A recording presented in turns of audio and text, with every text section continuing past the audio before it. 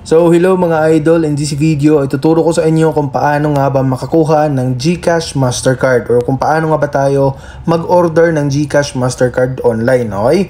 So ang gagawin lang natin ay pumunta dito sa App Store or Play Store at i-update mo yung GCash mobile app mo. So makikita mo rin na updated na yung GCash mo kapag ganito yung nakikita mo, open at hindi na update.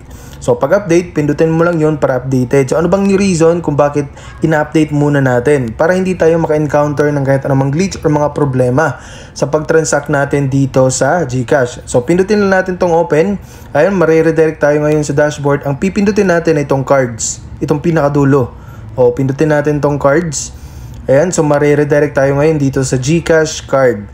Okay, so ayan, merong dalawang option dito, order a card tsaka link my card. So kapag wala ka pang card, pipindutin mo itong order a card. Pero kapag may card ka na at gusto mong i-link dito sa GCash account mo, pipindutin mo naman itong link my card para just in case na gusto mong mag-withdraw, ma-withdraw mo siya. Okay, I mean yung pera. So pindutin natin itong order a card, tapos send me a card. So maglo-loading pa yan guys. So makikita nga natin dito na lalabas yung pangalan natin. Okay, so ayan, makikita mo.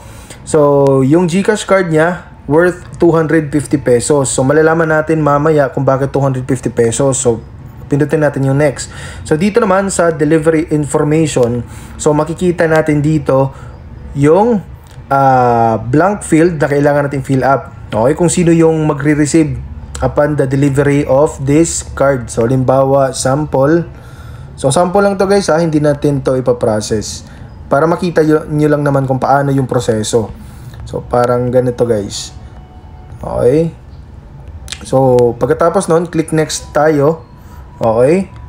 So ayan, pag na-fill up mo na yung delivery information, so pindutin mo lang yung next at mapupunta tayo dito. So dito makikita natin yung GCash card niya ay worth 185 pesos. So delivery fee ay 65 pesos kaya naging total ay 250 pesos. So makikita natin dito yung name ng card tsaka delivery information. So ito yung papadalhan ng card.